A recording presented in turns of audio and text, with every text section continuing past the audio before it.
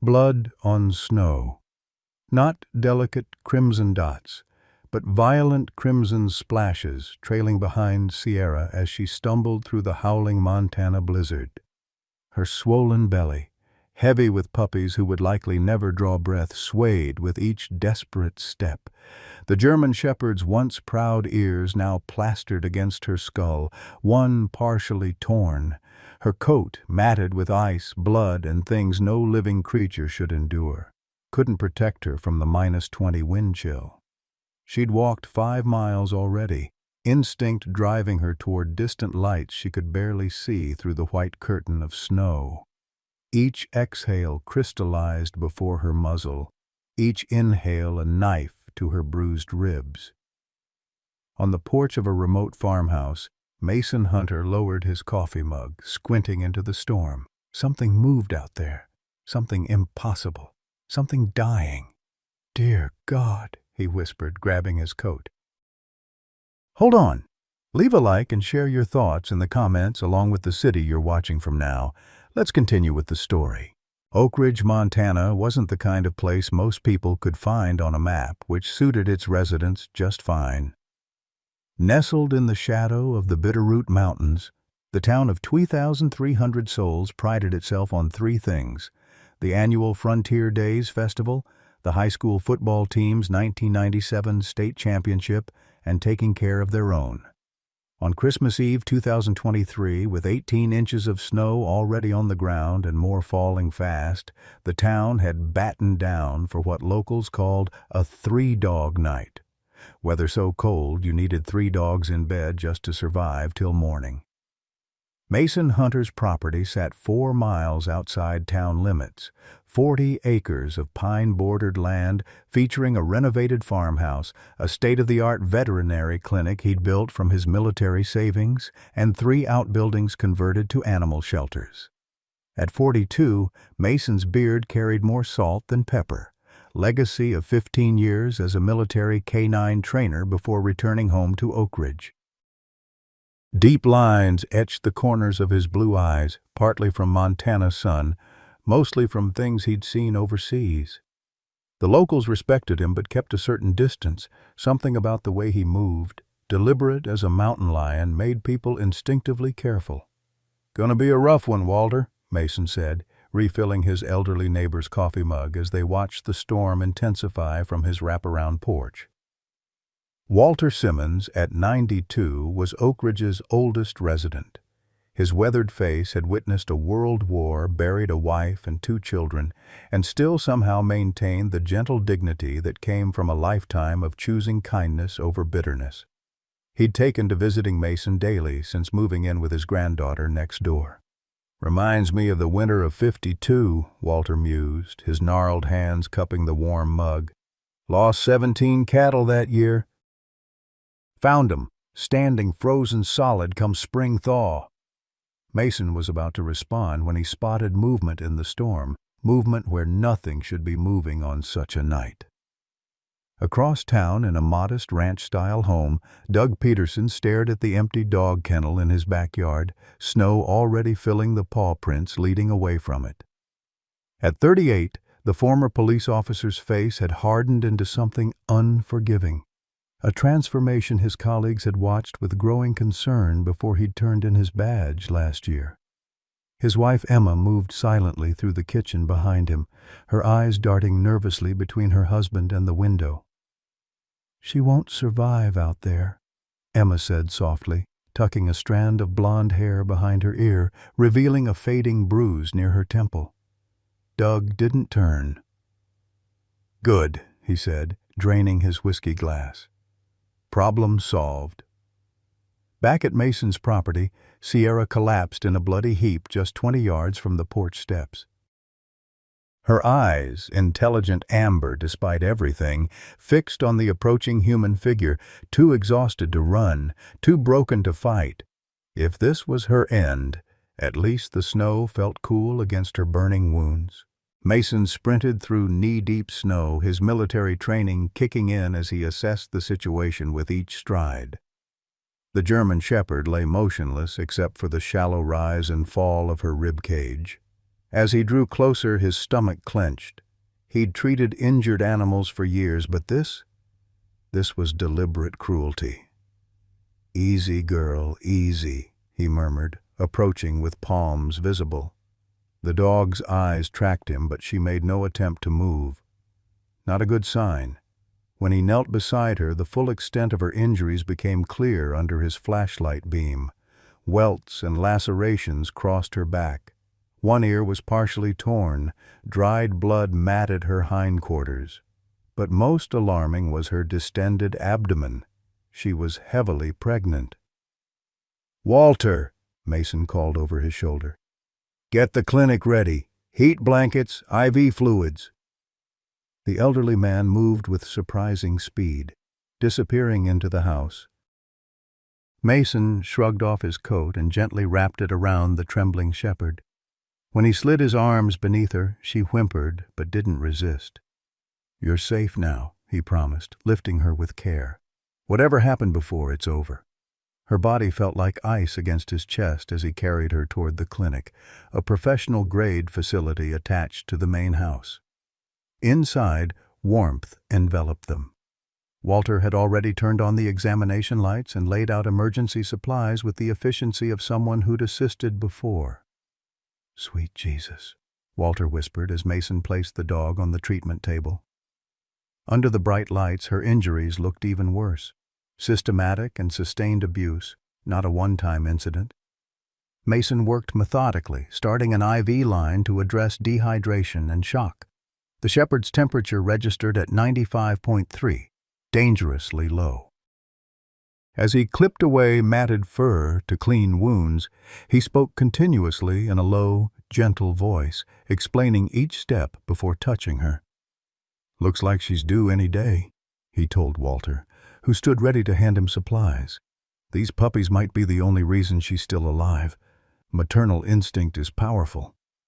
Walter nodded solemnly. "What kind of monster does this to an animal?" Mason didn't answer immediately, focusing on injecting a mild sedative to ease the dog's pain without endangering the pregnancy. "The kind who leaves tracks," he finally said, his voice hardening. "Dog tags but no collar. She's been owned, trained, probably recently." The examination continued for over an hour. X-rays confirmed at least 7 puppies. 3 ribs showed healed fractures. The more recent injuries told a story of calculated abuse, cigarette burns on her haunches, lash marks from something like a belt, signs of kicks to her sides carefully placed to avoid the pregnancy. "We need to get the sheriff out here," Walter said, gently stroking the dog's good ear as Mason finished bandaging the worst wounds. Mason checked her gums, still too pale, and adjusted the IV flow. "First light. No one's driving in this storm. But I'll document everything." He took photographs of each injury, marking the time and date. As the sedative took effect, the shepherd's eyes began to droop, but she fought against sleep as if afraid to surrender consciousness. "It's okay," Mason said, his voice dropping to a whisper. "I'll be right here. Sleep now." Walter watched the interaction with knowing eyes. "You're naming her in your head already, aren't you?" A ghost of a smile crossed Mason's face. "Sierra," he said. "She looks like a Sierra." "Strong name," Walter approved. "Mountain name." As Christmas Eve ticked toward Christmas morning, Mason settled into a chair beside the treatment table, monitoring Sierra's vital signs. Walter had reluctantly returned to his granddaughter's house next door, promising to check in first thing. Around 3 a.m., Mason jerked awake to a soft whimpering. Sierra was awake, eyes wide with panic, trying to rise despite her injuries. "Easy, girl," he soothed, placing a gentle hand on her shoulder. "You're safe." Her amber eyes locked with his, searching for truth in a world that had clearly shown her little. Slowly, she settled, but her gaze remained fixed on him with an intelligence that struck him as familiar somehow. Mason found himself studying her face, the distinctive markings, the scar near her right eye that had been there long before the recent abuse. A cold realization washed over him. He moved to his filing cabinet, pulling out a worn folder marked K9 Training Program, 2018 to 2020. Flipping through pages, he stopped at a photograph. A proud German Shepherd puppy with distinctive markings, sitting attentively beside a uniformed handler. Extraction, he read from the training certificate. Female GSD, graduated to police service with Officer Douglas Peterson, Montana Highway Patrol. Mason felt the blood drain from his face as he looked from the photograph to Sierra. The markings matched. The scar by her eye matched. Even allowing for the dramatic weight loss and current injuries, this was unmistakably the same dog. "I trained you," he whispered, returning to Sierra's side. "I put you in his hands." Sierra's eyes seemed to hold no accusation, only pain and exhaustion as she drifted back to sleep. Mason stayed awake the rest of the night, one hand resting gently on her shoulder, silently promising that this time he wouldn't fail her. As dawn broke on Christmas morning, Mason called Sheriff Abigail Crawford. The 51-year-old sheriff had been in law enforcement long enough to develop a thick skin, but her voice tightened when Mason described Sierra's condition. "I'll be out there in 30, she said. "Highway's barely plowed, but I'll make it work." True to her word, Crawford's Sheriff's Department SUV crunched up the snowy driveway half an hour later. She stomped snow from her boots at the door before following Mason to the clinic. "She stable?" Crawford asked, her experienced eyes taking in Sierra's condition. "For now, but those puppies could come any time." Crawford photographed everything again for official documentation, her movements efficient but gentle around Sierra. "You said you recognized her?" Mason handed her the training certificate. Crawford's eyebrows rose as she read the name. "Peterson," she said. "That tracks. He was forced out last year. Excessive force complaints. Rumor has it he's been drinking heavy since." "I trained her," Mason said quietly. 3 years ago, best in her class." Crawford's sharp eyes caught the self-recrimination in his tone. "This isn't on you, Mason. You don't control what happens after they leave your care." "I should have vetted him better. Department did background checks. Nobody saw this coming." She tucked away her notebook. "I'll pay Peterson a visit today. Christmas or not, this doesn't wait." As Crawford prepared to leave, Walter arrived carrying a basket of Christmas breakfast, homemade biscuits, thermoses of gravy and coffee. "Figured you two might need this," he said, nodding respectfully to the sheriff. "How's our girl?" "Holding on," Mason said. "Walter, this is Sierra. Sierra, meet Walter. He's going to help me look after you." The elderly man set down his basket and approached slowly, speaking in the gentle cadence that came naturally after 9 decades of life. "Hello there, pretty girl. You've had a rough go, haven't you? Well, you found the right porch to land on. Mason here's the best dog doctor in 3 counties. To Mason's surprise, Sierra's tail thumped weakly against the blanket, the first positive response she'd shown to human interaction. Walter smiled. "See? She knows good folk when she meets them."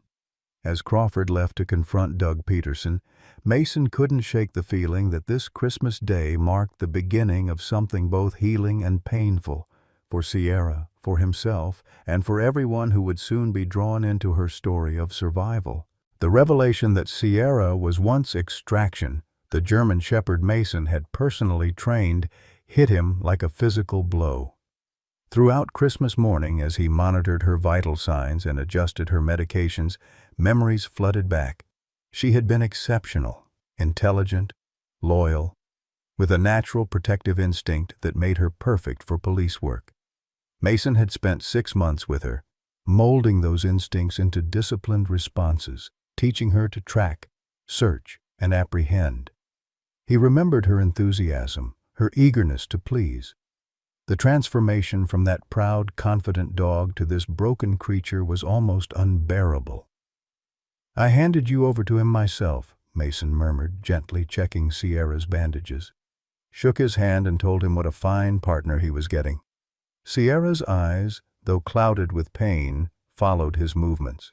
Something in her gaze, a flicker of recognition perhaps, suggested she remembered him too. Walter returned mid-morning with sandwiches and more coffee. The storm had finally broken, leaving Oak Ridge buried under nearly 2 feet of snow. The elderly man settled into a chair beside Sierra's bed, his weathered Bible in hand. "Thought I might read to her," he explained. "Animals understand more than we think." Mason nodded gratefully. He needed to prepare the clinic for possible emergency delivery, and Sierra seemed calmer with Walter nearby. "Her temperature's rising, that's good," Mason said. "But watch for any signs of distress. Those puppies could come any time." As Mason gathered supplies, Walter began reading in his gentle, resonant voice. Psalms first, then moving to stories. Sierra's eyes drifted closed, her breathing settling into a more regular rhythm. Sheriff Crawford returned just after noon, her expression grim. She motioned Mason outside where they could speak privately.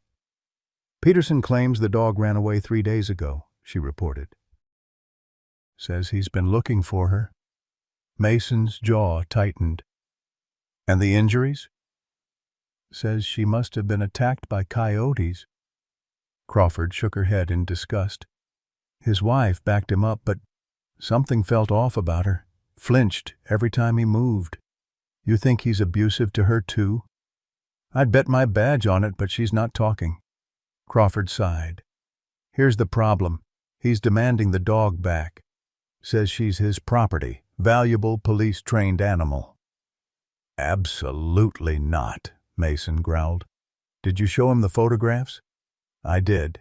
He says they're exaggerated, that you're trying to steal his dog." Crawford held up a hand to stop Mason's protest. "I don't believe him for a second, but legally it's complicated. We need more evidence to prove he caused those injuries." "She's pregnant, Abigail. Even if he didn't beat her, he neglected her medical care." "I know. I've opened an investigation, but these cases take time." Crawford looked toward the clinic. "For now, she stays with you as evidence in an active investigation. I'll file the paperwork today." "He knows where I live," Mason said quietly. "I'll have deputies drive by regularly." She squeezed his shoulder. "Document everything, Mason. Every wound, every recovery milestone. Build me a case I can take to the DA." After Crawford left, Mason returned to find Walter still reading, one hand gently stroking Sierra's good ear. The German shepherd appeared more relaxed than Mason had seen her since arrival. "She likes Moby Dick," Walter explained with a small smile. "Got all calm when I started reading about the sea." Mason checked Sierra's vital signs, pleased to find her temperature normalizing and her hydration improving. "You've got the magic touch, Walter." "Just an old man's voice," Walter said modestly. "Reminds me of reading to my granddaughter when she was small." He closed his book. "How bad is it with her former owner?" Mason summarized Crawford's visit as he prepared Sierra's next round of medications. Walter listened silently, his expression darkening. "Men like that don't stop," he finally said. "Not until someone makes them." The quiet certainty in Walter's voice reminded Mason that beneath the gentle exterior was a man who had stormed Normandy in his youth. Walter Simmons knew about confronting evil. "Crawford's doing what she can," Mason replied. "The law moves slowly. Sometimes too slowly for the innocent." Walter's hand continued its gentle rhythm on Sierra's ear. "My Judith, God rest her soul, always said animals show us who people really are. How a man treats creatures weaker than himself tells you everything you need to know about his character." Mason was about to respond when his phone chimed with a notification.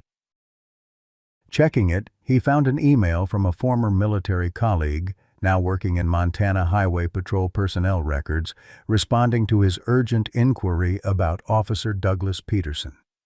The report confirmed Crawford's information. Peterson had received multiple excessive force complaints during his 10-year career. 2 involved unnecessarily aggressive K-9 deployment, resulting in civilian injuries. His performance evaluations had declined sharply in the last 2 years, with notes about increasing volatility. He'd been forced to resign rather than face formal termination. Most telling was a supplement Mason's friend had added. Off the record, Peterson's previous K-9 partner, a male GSD named Ranger, was retired after allegedly attacking Peterson during training. Peterson reported the dog became unexpectedly aggressive. The dog was euthanized based on his statement, "No witnesses." A cold fury settled in Mason's chest. He forwarded the email to Sheriff Crawford with a simple note, "Previous dog, pattern of behavior." Sierra whimpered in her sleep, her paws twitching as if running. Mason wondered what nightmares haunted her. What memories of Peterson's training followed her even now? "I'm making her a social media post," Mason decided suddenly, pulling out his phone. The more eyes on her case, the harder it'll be for Peterson to sweep this under the rug. Walter nodded approvingly. "Sunlight's the best disinfectant." Mason took several photographs of Sierra, carefully documenting her injuries while preserving her dignity. He wrote a straightforward account of finding her and her condition, mentioning her pregnancy and the ongoing investigation. He ended with a simple pledge. She will never be returned to abuse. Whatever it takes, Sierra is safe now. He posted it to the clinic's social media page, tagging local animal welfare organizations. Within an hour, it had been shared over 100 times. By evening, the count was in the thousands, with comments pouring in from across Montana and beyond. "You've started something," Walter observed, scrolling through responses on Mason's tablet. "People are angry, rightfully so." The clinic phone began ringing steadily. Offers of donations, supplies, volunteers, local news outlets requested interviews. Mason declined most, focusing instead on Sierra's care, but he did allow a respected regional reporter to visit briefly. The resulting photographs, Sierra's battered body juxtaposed with her gentle, intelligent eyes, appeared online that evening. Mason was checking Sierra's vitals before bed when his security system alerted him to a vehicle approaching. He tensed, wondering if Peterson had seen the social media storm and decided to take matters into his own hands. Grabbing the shotgun he kept for predator defense, he moved to the front window. A police cruiser pulled up and Mason relaxed slightly.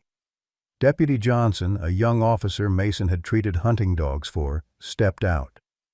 "Sheriff sent me to keep an eye on things tonight," Johnson explained when Mason opened the door. "Said you might need the presence." "Thanks," Mason said sincerely. "Coffee's in the kitchen if you want some." Johnson glanced toward the clinic. "How's the patient?" "Stable for now. Walter's been reading to her all day." The deputy nodded. "Whole town's talking about her. Lot of folks pretty upset with Peterson." "They should be," Mason replied grimly. After checking once more on Sierra, now sleeping with Walter dozing in the chair beside her, Mason tried to get some rest himself. Sleep proved elusive. Every time he closed his eyes, he saw Sierra as she had been during training, alert, confident, eager to work. The contrast with her current state fueled a guilt that kept him staring at the ceiling. Around midnight, his phone rang. Sheriff Crawford's number. "Peterson's making noise," she said without preamble. "Showed up at the station demanding his dog back, claiming you've damaged his reputation with lies on the internet." "Those aren't lies, they're photographs," Mason responded, sitting up. "Is he drunk?" "3 sheets to the wind. I've got him in the drunk tank for the night. His wife refused to come get him. That's interesting in itself." "He knows where I live, Abigail." "I know. That's why I'm calling. He made some threats. Nothing specific enough to charge him with, but enough that I'm concerned. Johnson will stay tonight, and I'll have another deputy tomorrow." Mason thanked her and hung up, sleep now even more distant. He pulled on a robe and returned to the clinic. Walter had gone home to his own bed, but Sierra was awake, watching the door expectantly. "Just checking on you," Mason told her softly. "Everything okay?" To his surprise, Sierra's tail thumped weakly against the blanket.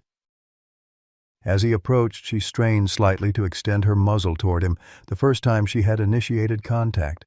"You remember me, don't you?" he asked, carefully offering his hand for her to sniff.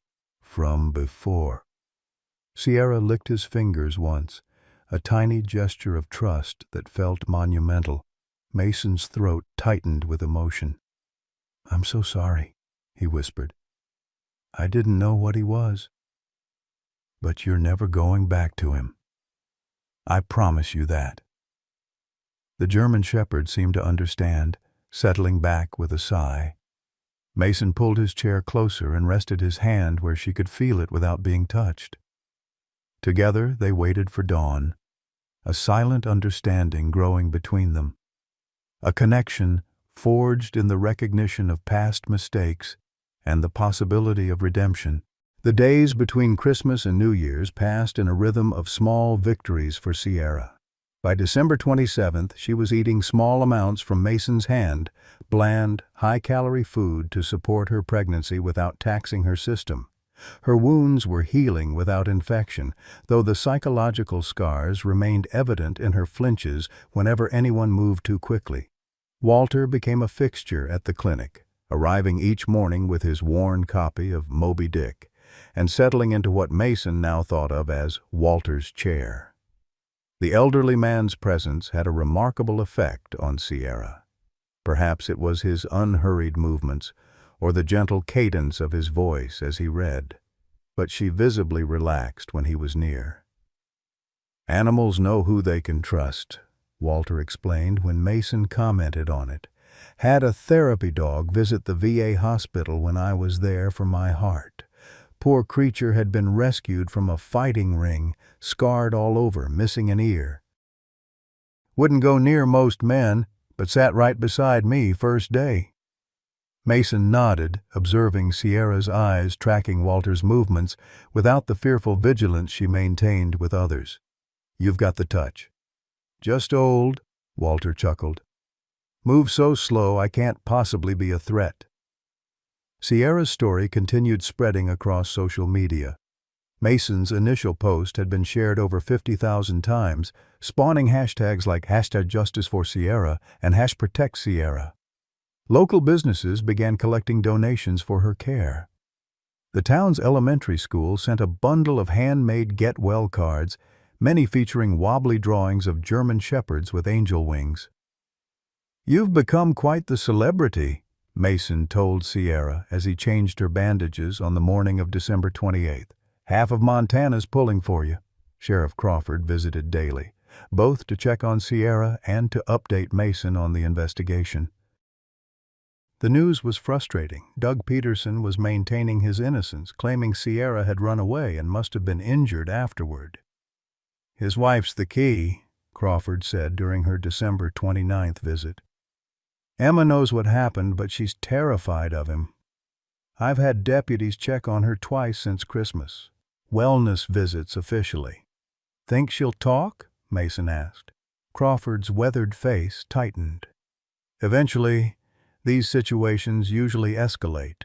She's showing classic signs of an abuse victim, minimizing his behavior, making excuses, isolating herself." Mason glanced at Sierra, who was dozing under Walter's watchful eye. "If he did this to his dog, what's he doing to his wife?" "Exactly why I'm pushing this case so hard." Crawford lowered her voice. "I've got a domestic violence specialist reaching out to Emma, offering resources, building trust. Sometimes helping the dog is how we end up helping the human." As December ended, Sierra's physical condition improved steadily.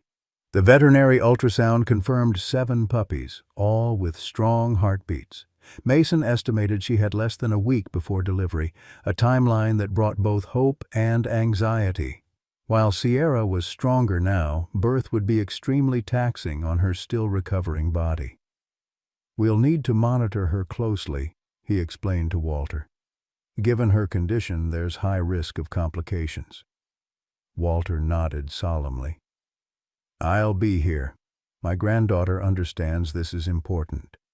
The most remarkable transformation wasn't physical, but psychological. Sierra began responding to gentle training cues, sitting when asked, offering her paw for examination rather than having to be restrained. With Walter, she would even roll carefully onto her side, allowing him to read while resting a gentle hand on her flank. With Mason, her behavior was more complex. She clearly recognized him from her training days, and this created a mixture of trust and wariness. She would follow his movements with alert attention, accepting his medical care without resistance but tensing slightly whenever he performed certain actions that might have been part of her police training. "She's trying to figure out if I'm handler or friend," Mason explained to Walter. "In her training, I was authority figure first, caretaker second. She's not sure which role I'm in now." On New Year's Eve morning, as light snow fell outside, Mason received an unexpected visitor. Emma Peterson arrived alone, her car parked at the end of his long driveway as if she'd debated turning around. Deputy Miller, on security duty that day, intercepted her first, then escorted her to the house. "She wants to see the dog," Miller explained to Mason. "I've checked. She's unarmed, and Peterson doesn't know she's here." Emma Peterson was smaller than Mason had imagined, petite with blonde hair pulled back in a tight ponytail. A fading yellowish bruise circled her left eye, poorly concealed with makeup.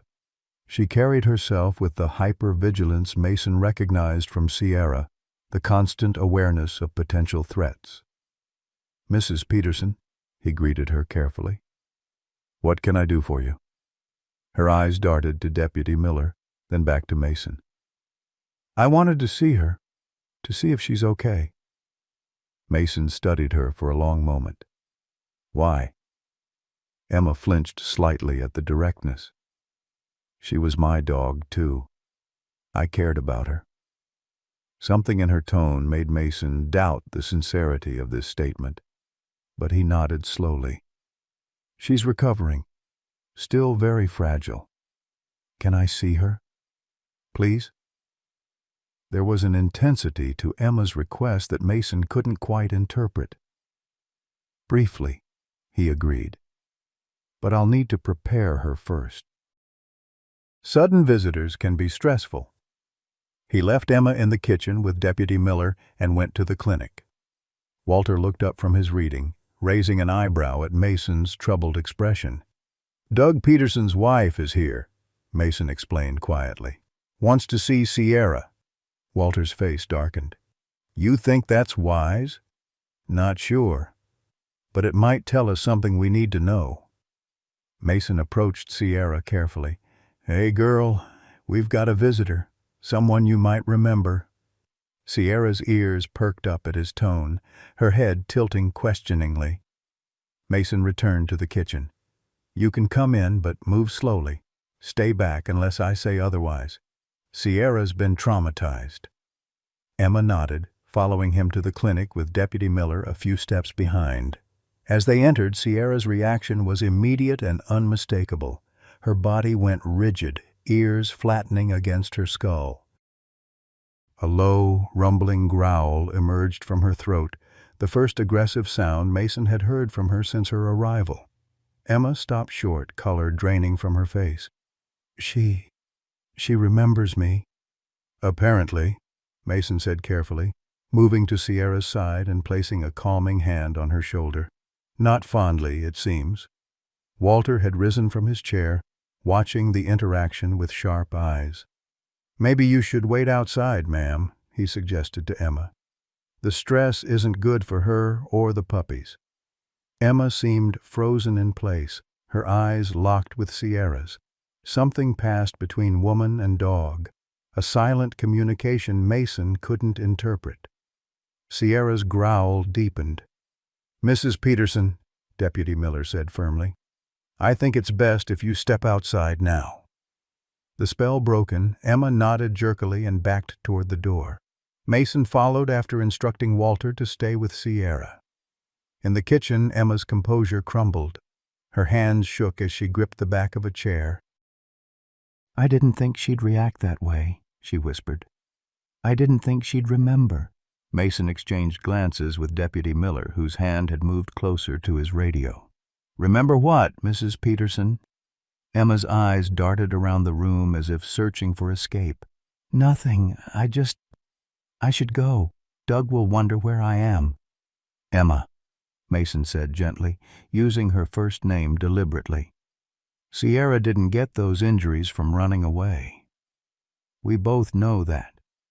If you're ready to tell the truth, we can help you too." For a moment it seemed she might confess. Her lips parted, eyes welling with tears. Then her expression hardened, walls slamming back into place. "I don't know what you're talking about," she said flatly. "Doug is a good man who's been unfairly accused. Extraction, Sierra, whatever you're calling her, was always a problematic dog, aggressive, unpredictable. Doug tried his best with her." Mason felt a surge of anger, but kept his voice level. "The evidence suggests otherwise." "Evidence can be misinterpreted," Emma replied, moving toward the door. "I've seen enough. I'll tell my husband his dog is being well cared for until she's returned to us." "That's not happening," Mason said firmly. "Sierra is evidence in an active investigation." Emma paused at the door, her face unreadable. "We'll see what the courts say about that. Goodbye, Mr. Hunter." Deputy Miller followed her out, returning minutes later with a troubled expression. "That was strange," he commented. "Her reaction to the dog, I mean. Almost like she was scared of it." "Or scared of what the dog knows," Mason replied thoughtfully.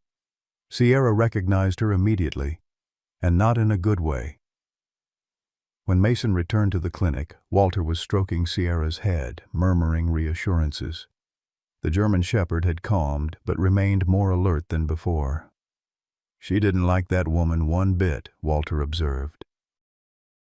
"Nearly came off the bed when she walked in." Mason checked Sierra's vital signs, concerned about the stress of the encounter. Her heart rate was elevated, but returning to normal. "Emma Peterson is hiding something. Sierra's reaction proves it. Question is, what?" Walter mused. Mason had no answer, but Sierra's behavior had sparked a new theory, one he needed to discuss with Sheriff Crawford. He called her immediately after Emma left, describing the encounter in detail. "Interesting," Crawford said when he finished.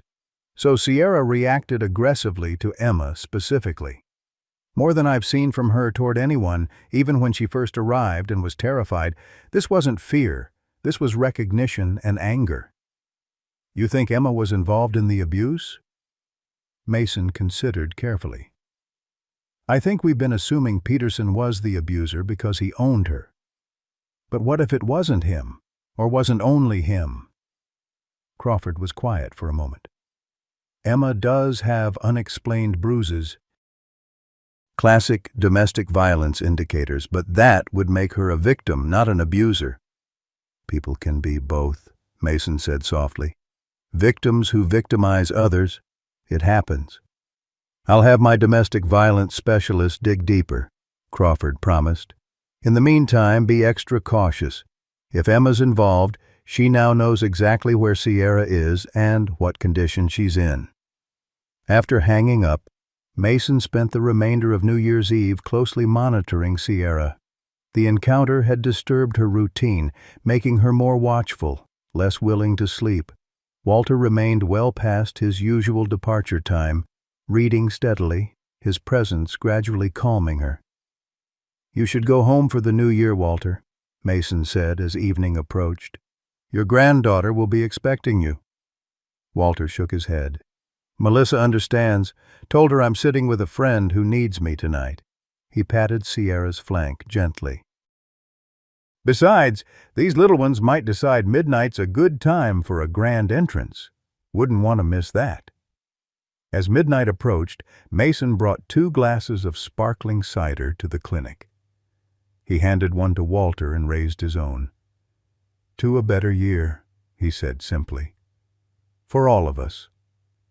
Walter nodded, lifting his glass toward Sierra. "To new beginnings and second chances."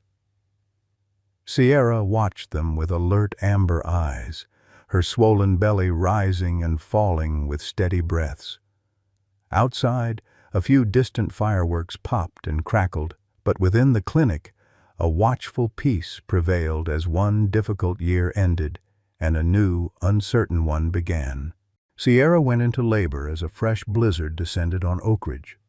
The first signs appeared in the early morning hours of January 1st. Restlessness, panting, and a drop in body temperature that Mason's monitoring equipment detected immediately. He'd been sleeping on a cot in the clinic, unwilling to leave her side as her due date approached. "It's starting," he told Walter over the phone at 5:30 a.m.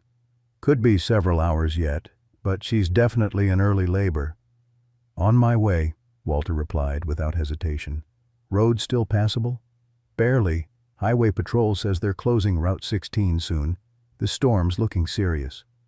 Outside, the wind howled with increasing ferocity, driving snow horizontal across Mason's property.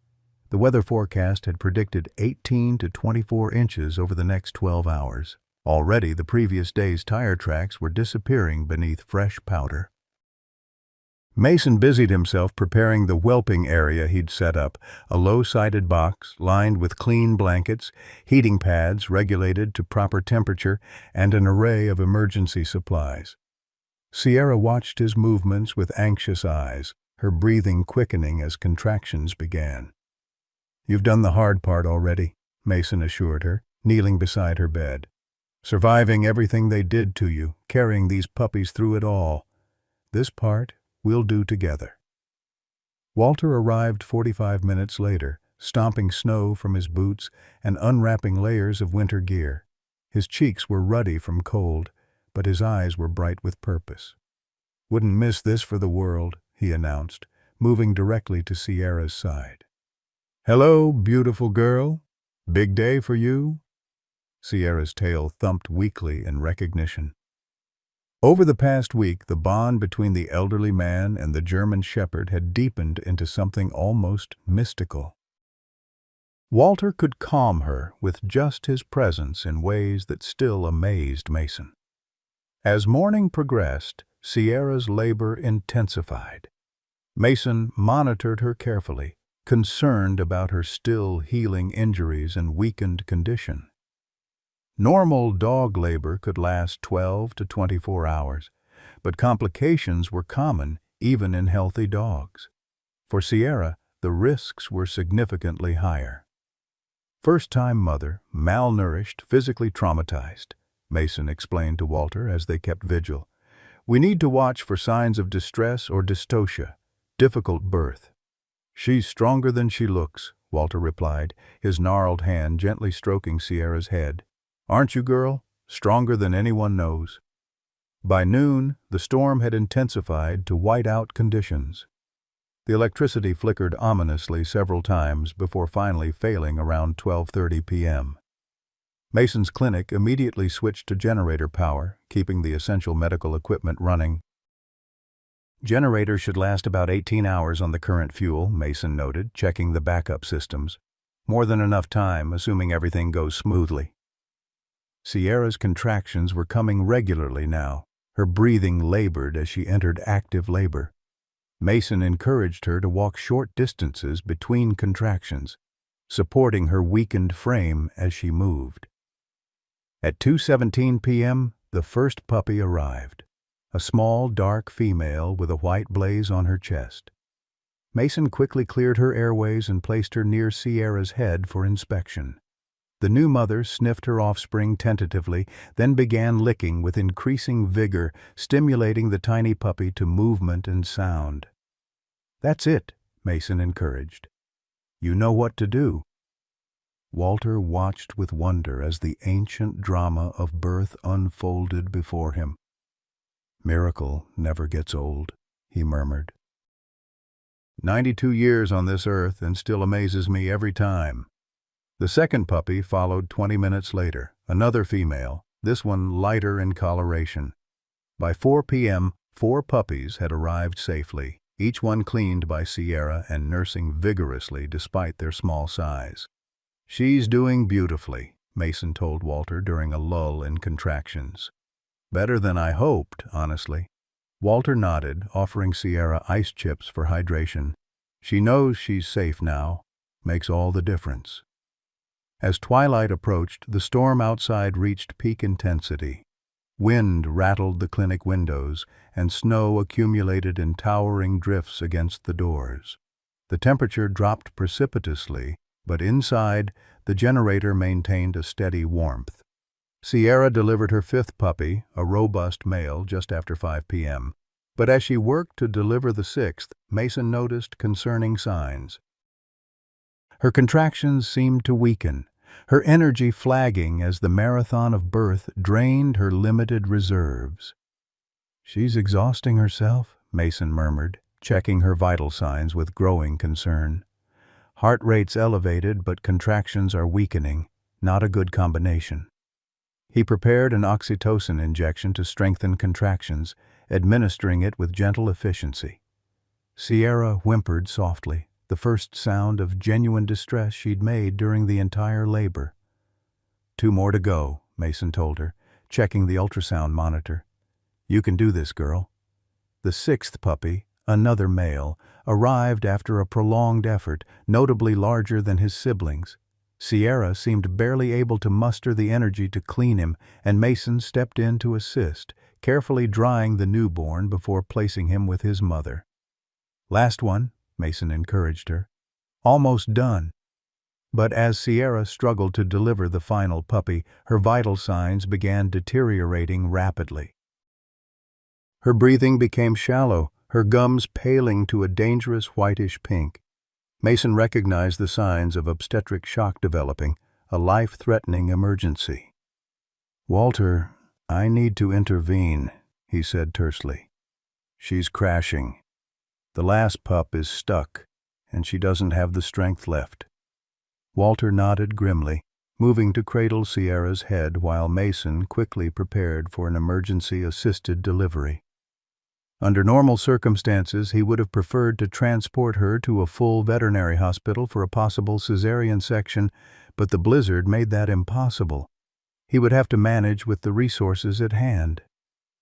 "Stay with me, Sierra," Mason murmured as he worked.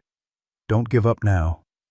Just as Mason prepared to physically assist with the delivery, the clinic door burst open, bringing a swirl of snow and bitter cold. Emma Peterson stood in the doorway, her face half hidden by a scarf, snow crusting her coat and hair. "What are you doing here?" Mason demanded, not looking up from Sierra. "How did you even get here in this storm?" "Doug's truck has chains and 4-wheel drive," Emma replied, unwinding her scarf. Her eyes fixed on Sierra and the puppies with an unreadable expression. "I saw on your social media that she was in labor. I came to help." "We don't need your help," Walter said firmly. "And you shouldn't be driving in this blizzard." Emma stepped further inside, closing the door against the howling wind. "I'm a veterinary technician," she said. "Or I was before I married Doug. I have experience with difficult whelping." Mason hesitated, torn between suspicion and the reality of Sierra's deteriorating condition. Before he could respond, Sierra convulsed with a particularly violent contraction, her body straining to expel the final puppy. "She's hemorrhaging," Mason said sharply, seeing fresh blood appearing. "I need to get that puppy out now, or we'll lose them both." Emma moved forward purposefully. "Let me assist. You focus on Sierra. I'll manage the newborns." Mason made a split-second decision. "Fine. Walter, keep an eye on her. Gloves in that drawer if she's going to handle the puppies." Working with urgent precision, Mason positioned Sierra and began the assisted delivery while Emma donned gloves and moved to check the already born puppies. Walter watched her like a hawk, his body tensed despite his age. "Puppies breech," Mason announced moments later, carefully manipulating the tiny form. "That's why she's struggling. Come on, little one." With gentle but firm movements, he guided the final puppy, the smallest of the litter, into the world. Unlike its siblings, this one didn't move or cry out. "Not breathing," Mason said, immediately beginning neonatal resuscitation techniques, gentle chest compressions with 2 fingers, clearing airways, stimulation. Emma stepped closer. "Let me," she said. "I've done this dozens of times. You need to stop Sierra's bleeding." Again, Mason made the practical choice. He handed the tiny puppy to Emma and turned his attention to Sierra, whose condition was becoming critical. As he worked to control the hemorrhaging and stabilize her, he remained acutely aware of Emma's movements behind him. "Oxygen's under the counter," he directed without looking up. "Heating pad set to low for the puppy." For several tense minutes, the only sounds were Sierra's labored breathing, Mason's terse medical observations, and Emma's soft murmurs to the unresponsive puppy. Walter stood watch over the scene, his weathered face lined with concern. "Got a heartbeat?" Emma announced suddenly. "Faint, but it's there." "Breathing?" Mason asked, still focused on stemming Sierra's bleeding. "Not yet. Working on it." Mason administered medications to contract Sierra's uterus and stop the hemorrhaging, along with fluids to combat shock. Her condition, though serious, began to stabilize gradually. Only then did he turn to check Emma's progress with the puppy. To his surprise, Emma was handling the tiny creature with expert care, her movements gentle but confident as she worked to stimulate breathing. The contrast between this focused professional and the nervous woman who had visited days earlier was striking. "You really were a vet tech," Mason observed. Emma nodded without looking up. 8 years at Mountain View Animal Hospital, specialized in reproductive medicine and neonatal care. "Why didn't you mention that before?" A shadow crossed her face. "Doug doesn't like me talking about my life before him. Says it's in the past where it belongs." Before Mason could respond, the tiny puppy in Emma's hands gave a feeble squeak, the first sound of life. Emma's expression transformed, a genuine smile breaking through her tense features. "There you are," she whispered to the puppy. "Welcome to the world, little fighter." She carefully placed the revived newborn near Sierra's head. The exhausted mother, still receiving IV fluids, summoned the energy to sniff and then gently lick her last-born pup. Mason moved the tiny creature to join its siblings at Sierra's belly, where it immediately began searching for milk. 7 healthy puppies," Walter announced with quiet triumph, "all accounted for." Mason completed his treatment of Sierra, cautiously optimistic about her condition. The immediate danger had passed, though the next 24 hours would be critical for both mother and puppies. "Why are you really here, Emma?" he asked finally, stepping back from Sierra's bed. Emma's professional demeanor faltered. She looked down at her hands, now stripped of their medical gloves. "I don't know," she admitted softly. "When I saw your post that she was in labor, I just had to come." "The roads are impassable," Mason pointed out. "You risked your life to get here." "Maybe I needed to see it through," Emma said cryptically. Walter, who had been quietly observing, spoke up. "See what through, young lady? The puppies being born? Or something else?" Emma flinched slightly under Walter's direct gaze. "I should go. Doug doesn't know I came here. He'll be angry." "You can't leave in this storm," Mason said firmly. "It's gotten worse since you arrived. You'd never make it back to town." As if to emphasize his point, the wind howled with renewed fury outside, rattling the windows. Emma moved to peer out into the darkness, where snow swirled in the security lights like a living thing. "I can't stay here," she said, panic edging into her voice. "He'll come looking for me." "In this blizzard, even Doug Peterson isn't that crazy," Mason replied, though he wasn't entirely convinced.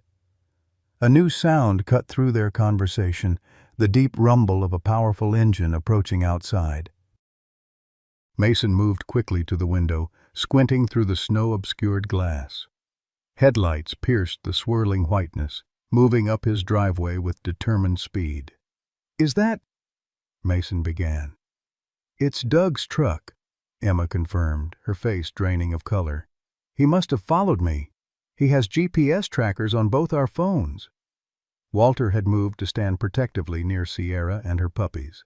The German shepherd, sensing the tension, tried to rise despite her exhaustion, a low growl building in her throat.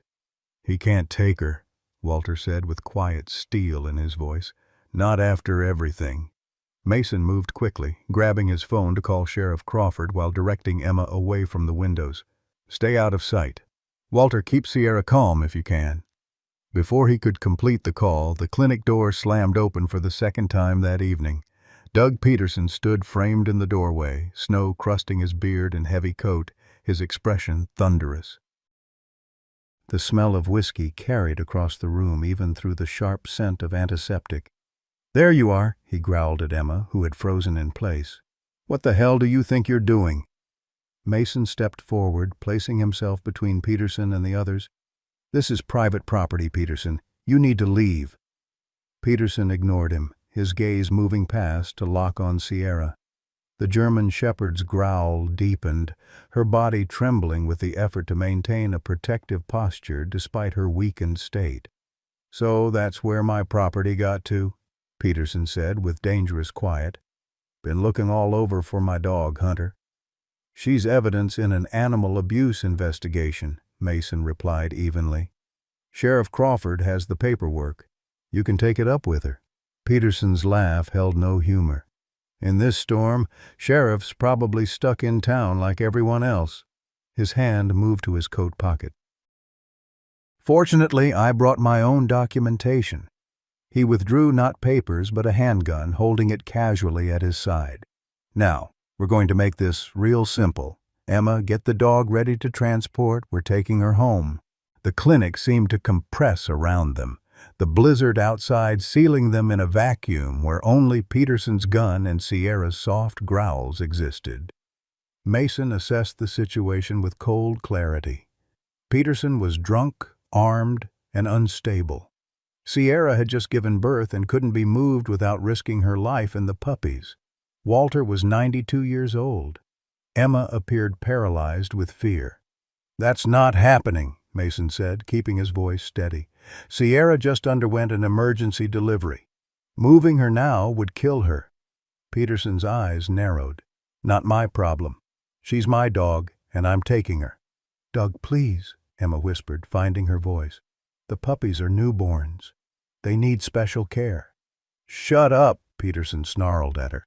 "You don't get to make decisions. Not after sneaking out to help the man who stole my property."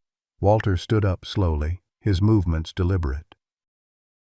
Despite his age, he drew himself to his full height, looking directly at Peterson without flinching.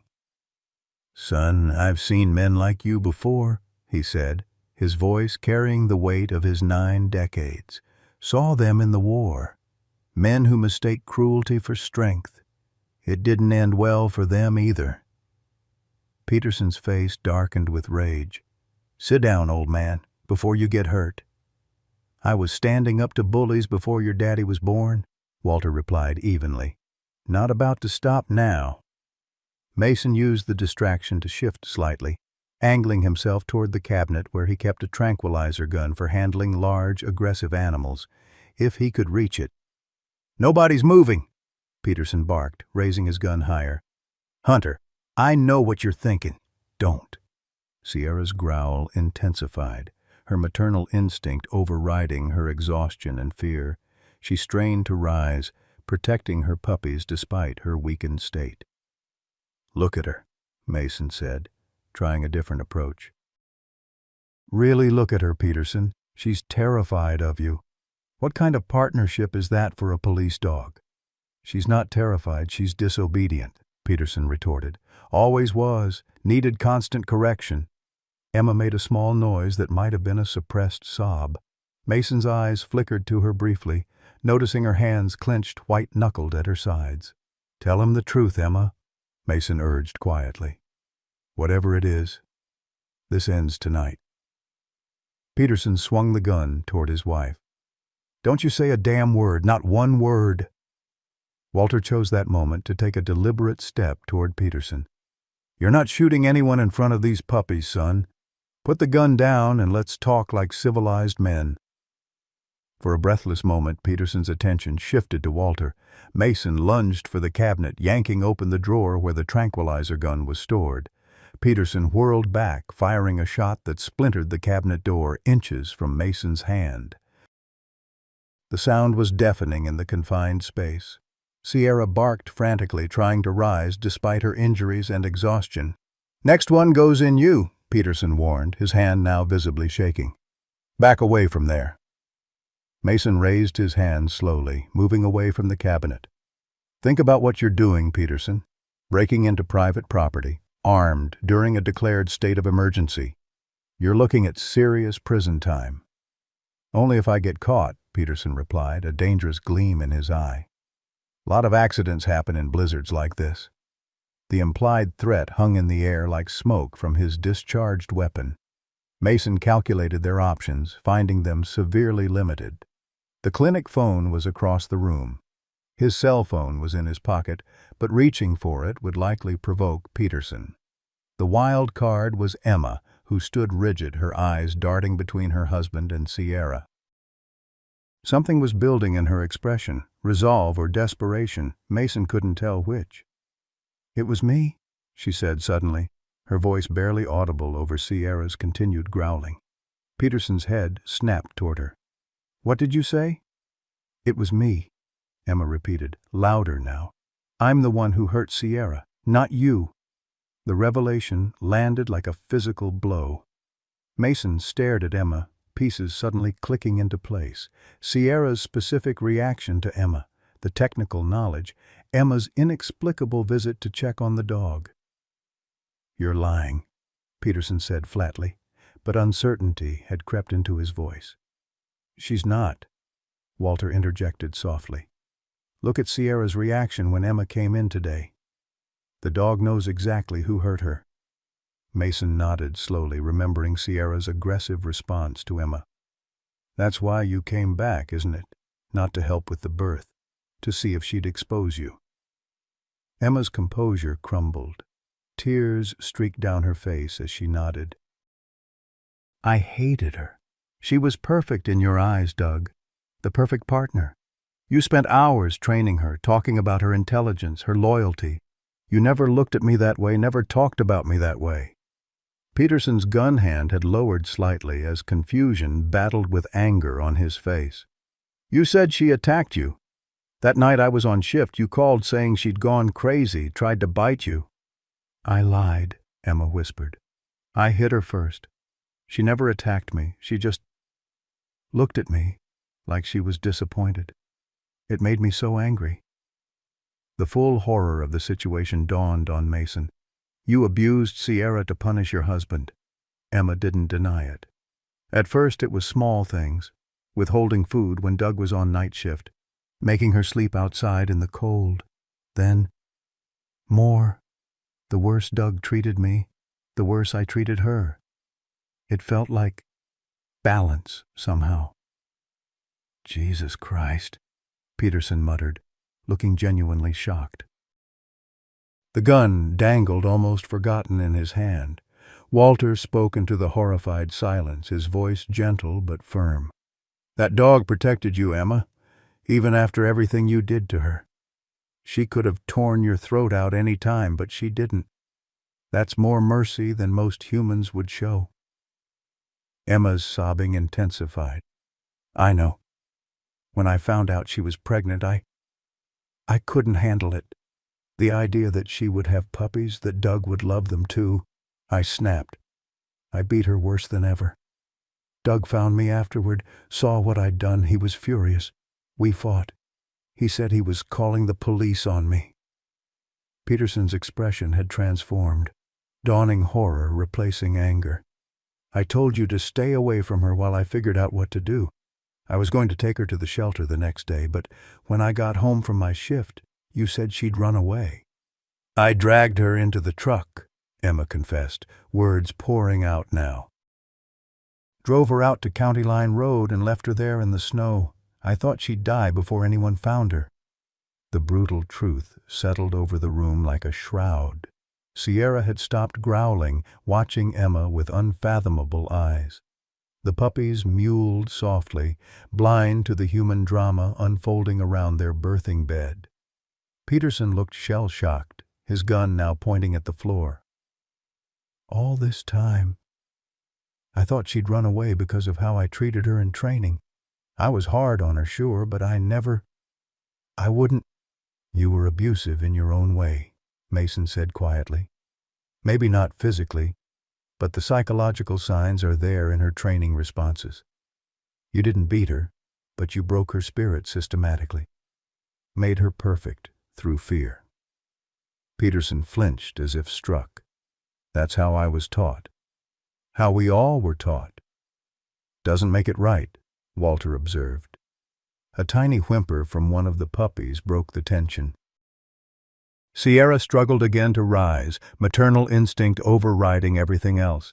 Mason moved carefully to her side, helping her adjust her position to better reach her offspring. "Easy, girl," he murmured. "They're safe." Peterson watched the interaction, his expression unreadable. Slowly, he tucked the gun back into his coat pocket. "I never knew," he said, looking at Emma with something between disgust and pity. "All those times I found Sierra injured, you said she'd hurt herself during training or gotten into fights with other dogs." Emma couldn't meet his eyes. "You never questioned it, never even looked closely at her injuries. You were too busy with your own problems, your drinking, your anger." The accusation hung between them, neither fully innocent, neither solely guilty. A complex web of abuse, neglect, and toxic relationship dynamics that had nearly destroyed Sierra in the crossfire. "Sheriff Crawford needs to hear all this," Mason said, breaking the strained silence. "Both of you need help, and Sierra needs justice." "There won't be justice," Emma said hollowly. "Just more pain. Doug will go to prison for breaking in here with a gun. I'll go to prison for animal abuse. Nothing gets fixed." "Some things can't be fixed," Walter said softly. "But they can be acknowledged. Truth is the beginning of healing, not the end of consequences." Peterson looked at Sierra and her puppies for a long moment. Something shifted in his expression. Regret, perhaps, or recognition of all that had been destroyed by his choices and Emma's. "We should never have gotten her," he said finally. "I wasn't in a good place after Ranger. Wanted to prove I could still handle a canine, but I couldn't even handle myself." The mention of Peterson's previous dog caught Mason's attention. "What really happened with Ranger?" Peterson's face darkened with shame. "Training accident. I was drunk. Lost my temper. He bit me. Defensive, not aggressive. I reported him as dangerously unpredictable. They put him down on my word alone." The admission confirmed Mason's worst suspicions. "So you moved on to Sierra, bringing all that baggage with you." "And I brought mine," Emma added quietly. "My jealousy, my need for control, my own history of abuse." Sierra whined softly, drawing everyone's attention. Despite everything, she was caring for her puppies with gentle dedication, her body curved protectively around them. The contrast between her broken past and her determined present struck Mason as profoundly poignant. "What happens now?" Emma asked, looking suddenly very small and lost. Before anyone could answer, headlights swept across the clinic windows. A moment later, the distinctive rumble of a sheriff's department snowmobile engine cut through the howling wind.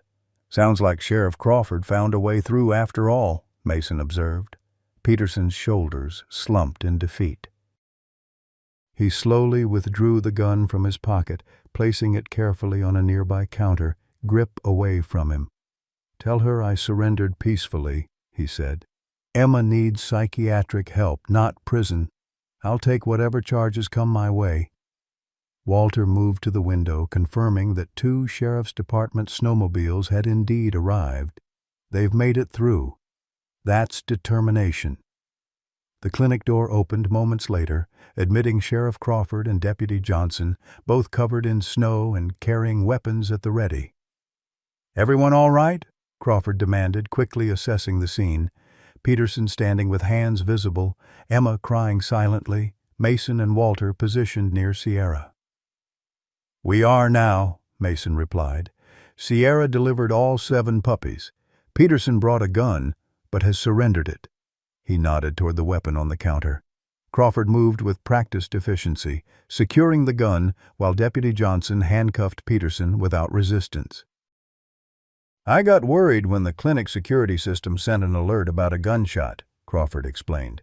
"Had to commandeer emergency vehicles to get here." "Perfect timing," Walter commented. "You've arrived for quite a confession." Over the next hour, Crawford documented statements from everyone present. Emma admitted her abuse of Sierra in horrifying detail, breaking down several times during the recounting. Peterson acknowledged his role in creating the toxic environment and his illegal entry with a weapon. By the time the statements were complete, Sierra had fallen into exhausted sleep, her puppies nursing contentedly. The storm outside had begun to abate slightly, though travel remained treacherous. "I'll have to take them both in," Crawford told Mason privately. "Peterson for breaking and entering, illegal possession of a firearm as a suspended officer, and making threats. Emma for animal cruelty. But I've noted their cooperation and Peterson's voluntary surrender of the weapon." Mason nodded grimly. "What about Sierra and the puppies?" "They stay with you as evidence, same as before. But now we have confessions to support the abuse charges." Crawford glanced at the sleeping shepherd. "She's going to need long-term care." "She'll get it," Mason promised. "And the puppies will get homes with people who understand their mother's story." Crawford and Johnson prepared to transport their prisoners back to town on the snowmobiles. Emma looked back once at Sierra, her expression a complex mixture of remorse, envy, and something like relief. "I'm sorry," she said simply, though whether to Mason or to Sierra wasn't clear. Peterson didn't look back at all, his face set in stoic resignation as Deputy Johnson led him out into the night. After they departed, the clinic felt suddenly quiet, the only sounds Sierra's soft breathing and the occasional squeaks of her puppies. Walter sank heavily into his chair beside the whelping box, the events of the night etched in new lines on his weathered face.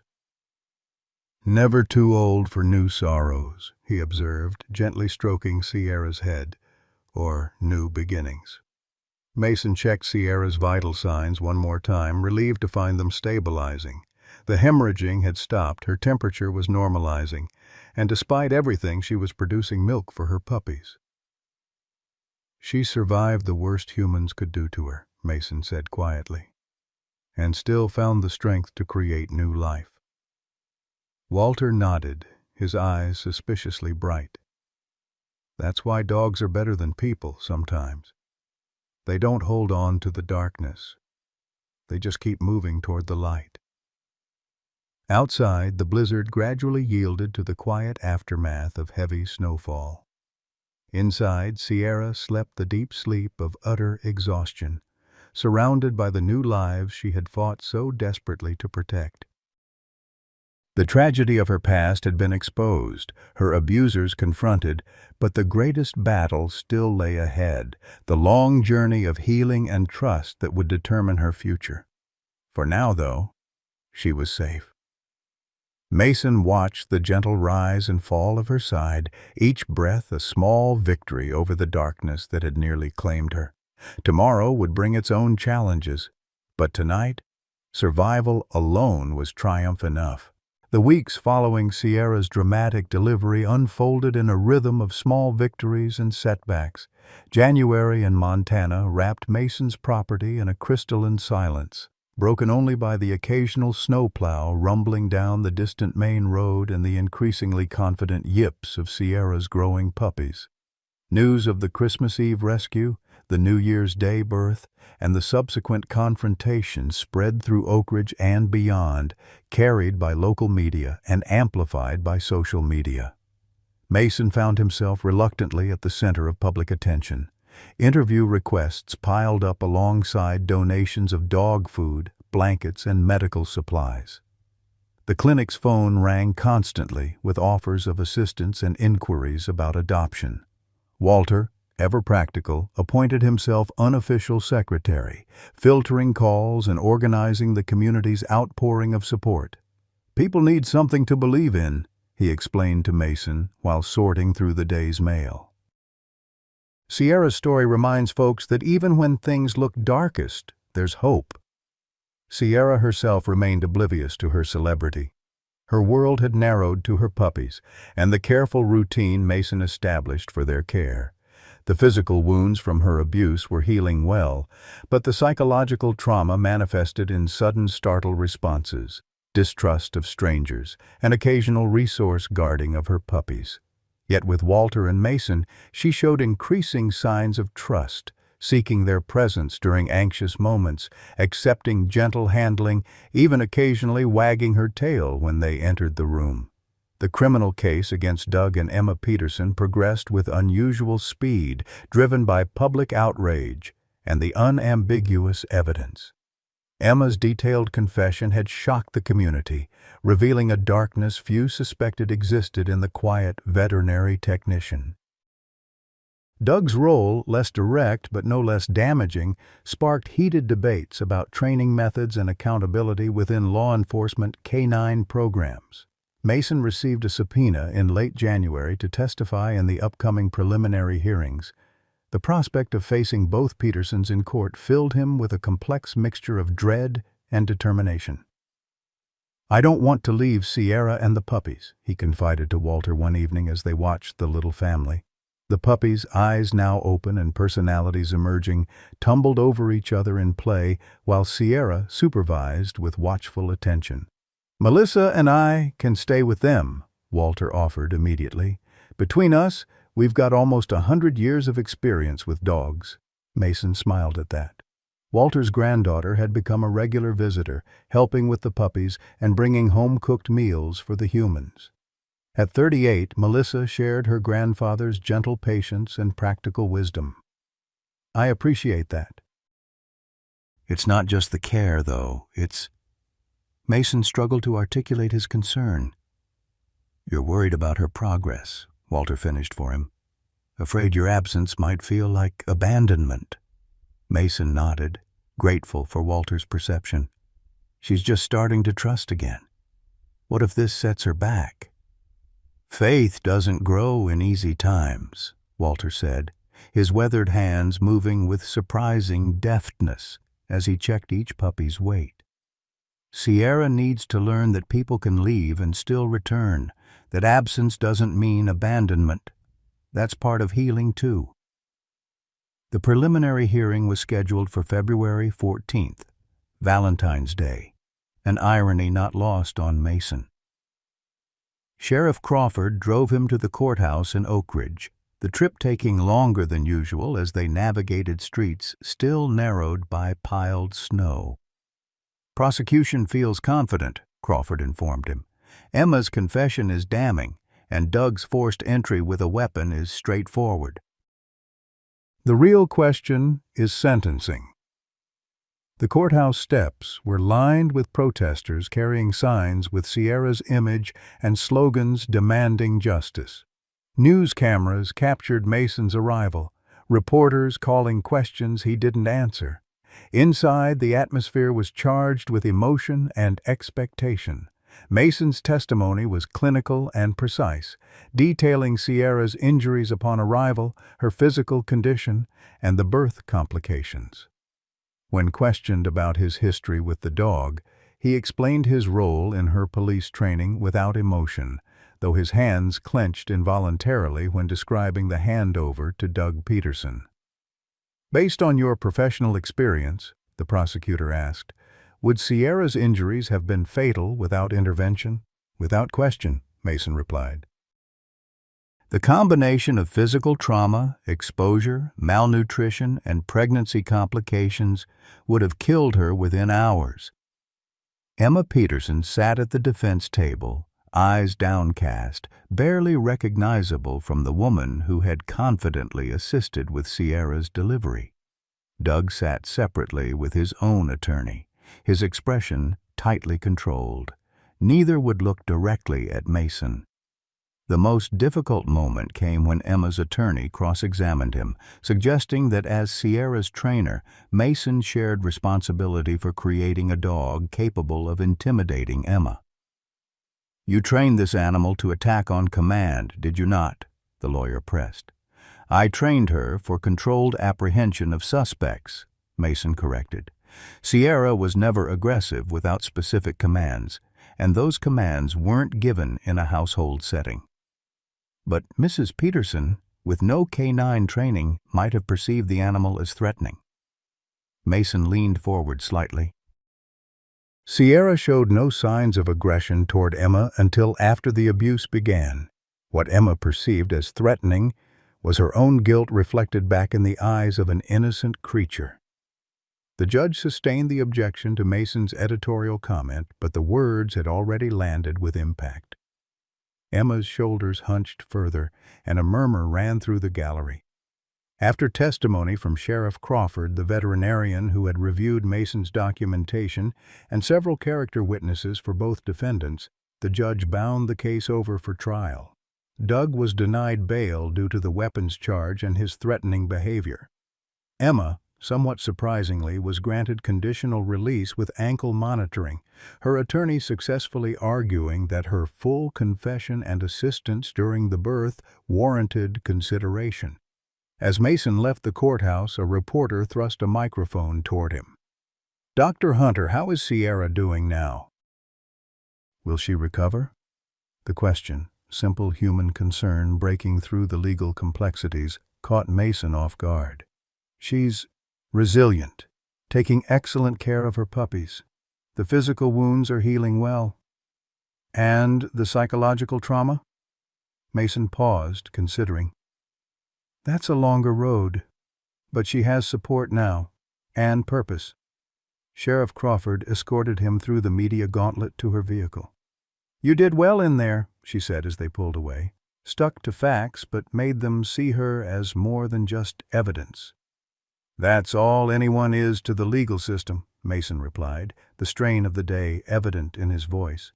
"Evidence, exhibits, case numbers." Crawford glanced at him. "Cynicism doesn't suit you, Hunter." "Sorry. Court does that to me." They drove in silence for several minutes before Crawford spoke again. "There's something you should know. Emma Peterson contacted me yesterday from her sister's place where she's staying. She wants to surrender all rights to Sierra and the puppies officially. Legal ownership transfer. Said she wants them to have a chance at a better life than she can provide." Mason absorbed this information thoughtfully.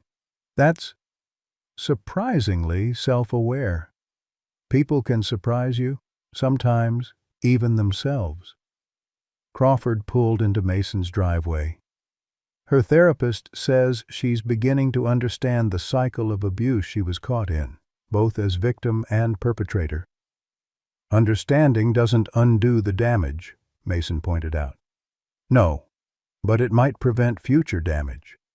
Crawford handed him a folder. "These are the transfer papers if you're interested. Completely voluntary on your part." Mason took the folder, uncertain how to feel about legally owning Sierra after all that had happened. "I'll think about it." Inside the clinic, he found Walter reading The Old Man and the Sea to Sierra while her puppies napped in a pile. The German shepherd raised her head at Mason's entrance, ears perking forward in what appeared to be genuine welcome. "How'd it go?" Walter asked, marking his place in the book. About as expected. Case is going to trial. Mason crouched beside Sierra, allowing her to sniff his hand and reacquaint herself with his scent. She do okay while I was gone? Missed you, Walter confirmed. Kept looking at the door every time she heard a car. But she managed. We all did. Mason examined each puppy briefly, noting their continued development with satisfaction. At 6 weeks, their personalities had become distinct.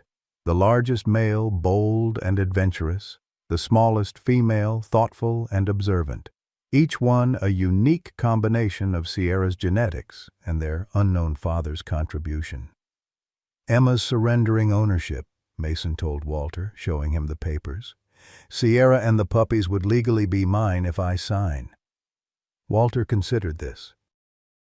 Question is, are they property to be owned or souls to be guided?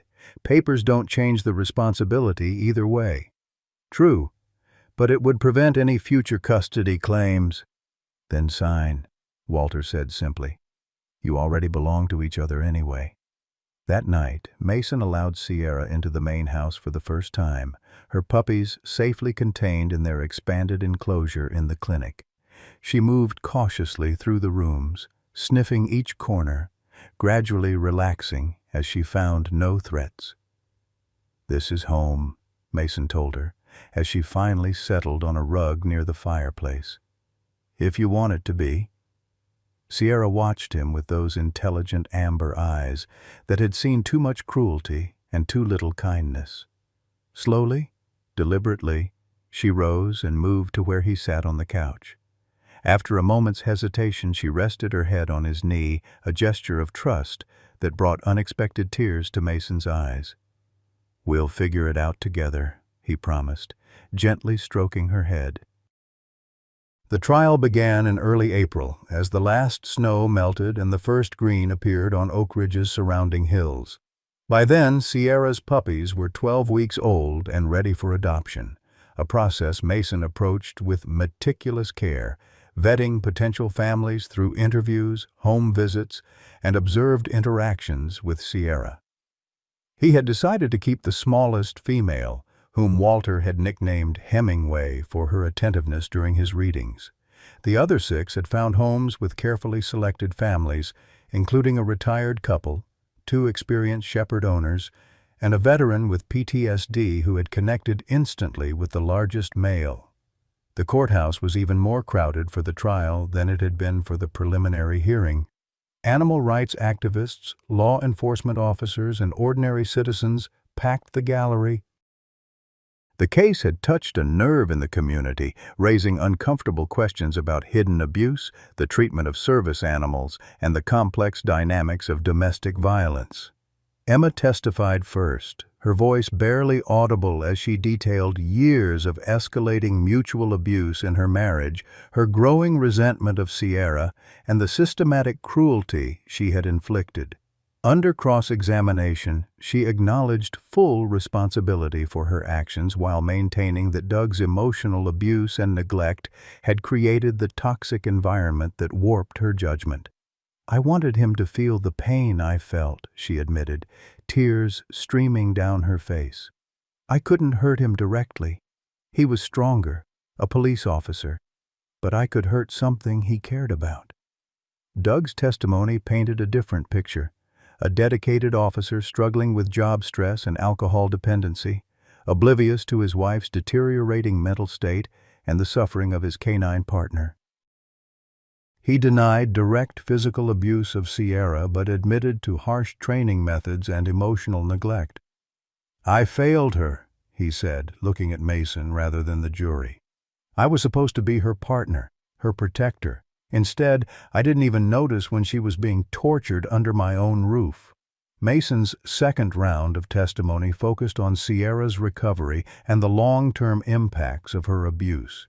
He brought photographs showing her progress, from the emaciated, terrified dog of Christmas Eve to the attentive mother caring for her puppies, and finally to recent images of her beginning basic retraining with positive reinforcement techniques. Will she ever fully recover? The prosecutor asked. Physically, yes. Mason replied carefully. Psychologically, she'll always carry scars. Certain triggers still cause fear responses, but she's learning to trust again, to form healthy attachments. Dogs live primarily in the present, which gives them a remarkable capacity for healing when they're finally in a safe environment. The trial concluded after 5 days of testimony. The jury deliberated for less than 3 hours before returning their verdict. Guilty on all counts for both defendants. Emma wept silently, while Doug stood impassive as the judge announced sentencing would occur in 2 weeks. Outside the courthouse, Mason declined to comment to the assembled media, but Walter stepped forward, his 92 years commanding immediate respect and attention. "Today isn't about punishment," the elderly man said, his voice carrying surprising strength.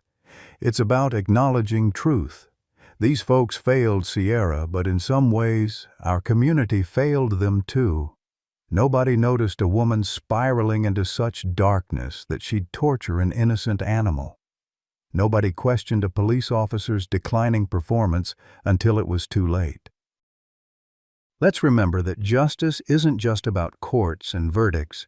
It's about seeing each other clearly enough to help before damage becomes destruction. His impromptu speech was featured on the evening news, adding a dimension of communal reflection to what might otherwise have been a simple story of animal cruelty and punishment. Mason found himself both impressed and slightly embarrassed by Walter's eloquence and wisdom. "Didn't mean to steal your thunder," Walter apologized as they drove home. "Just felt like something needed saying." "You said it better than I could have," Mason assured him. At home, Sierra greeted them with cautious enthusiasm, her tail wagging low but steady. Hemingway, now officially Mason's dog rather than just Sierra's puppy, bounded around them with characteristic energy. The contrast between mother and daughter, one bearing the physical and emotional scars of abuse, the other knowing only safety and affection, was both heartbreaking and hopeful. 2 days before the sentencing hearing, Mason received an unexpected letter from the county jail. Doug Peterson's handwriting was surprisingly neat and controlled. "Dr. Hunter, I have no right to ask anything of you, but I am writing with a request. Before sentencing, I would like to see Sierra one last time, not to reclaim her or upset her, but to apologize. I understand if you refuse. What Emma and I did was unforgivable, but I need her to know I recognize the pain we caused. If this would traumatize her further, please disregard this request. Her well-being matters more than my conscience. Respectfully, Douglas Peterson." Mason read the letter several times, uncertain how to respond. He shared it with Walter, who considered it thoughtfully. "Could be genuine remorse," the older man observed. "Could be manipulation to influence sentencing. That's what I'm wondering." Mason watched Sierra dozing peacefully in a patch of April sunshine. Even if he's sincere, would seeing him traumatize her all over again? "Why not let Sierra decide?" Walter suggested. "Dogs have better instincts about people than we give them credit for. If she's afraid, you'll know immediately and can end it." "You're suggesting I bring her to the jail?" Walter shook his head. "Neutral territory. Sheriff's Department has that fenced training yard. Crawford would supervise. Peterson would be restrained. Sierra would have free choice to approach or keep her distance." The idea was unorthodox, but oddly compelling. After consulting with Sierra's veterinary behaviorist, who cautiously approved with specific conditions, Mason contacted Sheriff Crawford to arrange the meeting. 2 days later, on a mild spring morning, Mason led Sierra on a leash into the Sheriff's Department training yard. She moved confidently beside him, her physical recovery nearly complete, though she remained thinner than her pre-abuse weight. Walter and Sheriff Crawford waited inside the fence while 2 deputies escorted a handcuffed Doug Peterson into the yard from the opposite entrance. Sierra froze when she saw Peterson, her body tensing, ears flattening slightly. Mason immediately crouched beside her, "It's your choice," he murmured. "We can leave any time you want." Peterson remained where the deputies positioned him, making no attempt to approach. His face, thinner after months in jail, reflected genuine shock at Sierra's appearance, perhaps seeing for the first time the full impact of what had happened under his roof. "Hello, Sierra," he said quietly. You look good." Sierra watched him warily, pressing slightly against Mason's leg. After a long moment, she took a hesitant step forward, then another, her nose working as she processed familiar and unfamiliar scents. "I'm sorry," Peterson said, his voice cracking. "I failed you." "You were the best partner I could have asked for, and I didn't protect you." The German shepherd continued her cautious approach, stopping about 6 feet from Peterson. Her body language remained tense but not fearful.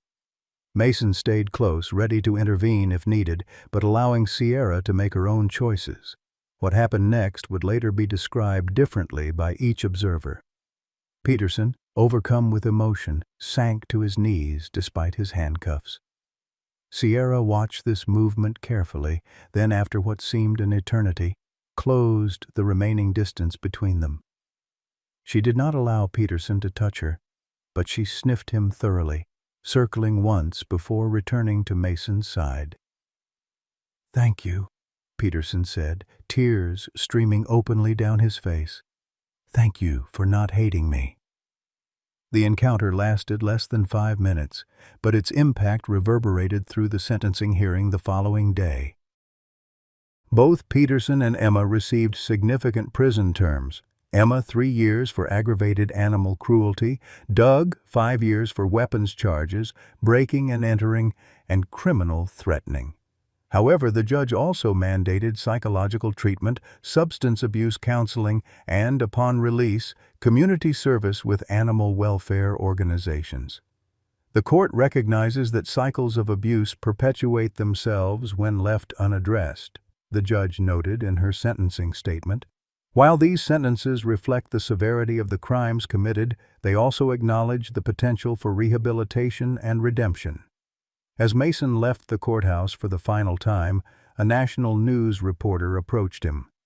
"Dr. Hunter, there's talk of changing Montana's animal cruelty laws based on Sierra's case. What would you like to see happen?" Mason considered the question seriously. "I'd like to see mandatory psychological evaluation for animal abusers. In my experience, people who hurt animals are often victims themselves, trapped in cycles of violence they don't understand. Sierra's case wasn't just about 2 people who did terrible things. It was about the failures of multiple systems to recognize warning signs and intervene before tragedy occurred." The reporter nodded thoughtfully. "And Sierra herself? Will her story have a happy ending?" Mason smiled slightly. "She's writing that story every day. Each time she chooses trust over fear, connection over isolation, she reclaims a piece of herself. That's not an ending, it's a continuing journey." As spring bloomed across Montana, Sierra's story faded from headlines but continued spreading in quieter ways. The puppies in their new homes became ambassadors for her resilience, their adoptive families sharing updates and creating an informal support network. Sierra herself made progress that astonished even Mason, gradually expanding her circle of trusted humans to include Melissa and a few select clinic staff. One crisp morning in late April, Mason took Sierra and Hemingway for their now routine sunrise walk along the property's perimeter. Sierra moved with increasing confidence, occasionally breaking into a brief run when open space presented itself. Her physical scars had healed, leaving only patches of differently textured fur where the worst injuries had been. The psychological healing remained ongoing. Certain triggers still caused her to freeze or retreat. But each day brought small victories. As they crested a small rise overlooking the awakening landscape, Mason unclipped both leashes, watching as Hemingway immediately bounded ahead while Sierra paused, testing this freedom. She looked back at Mason, seeking confirmation. "It's okay," he told her. "You're safe here." Sierra held his gaze for a long moment before turning to survey the open field before her. Then, with a decision that seemed to Mason to carry the weight of her entire journey, she ran, not in fear or desperation as she had on Christmas Eve, but in joy, her body remembering what it meant to move without pain, without constraint, without fear. Mason watched her go, understanding that true healing wasn't about forgetting the past, but about preventing it from determining the future. Sierra would never be the carefree dog she might have been without her trauma, but she had found her way to a life where trust outweighed fear and hope defined her days more than memory. In that moment, as Sierra ran freely under the vast Montana sky, Mason recognized that her story had ceased to be primarily about victimhood and survival.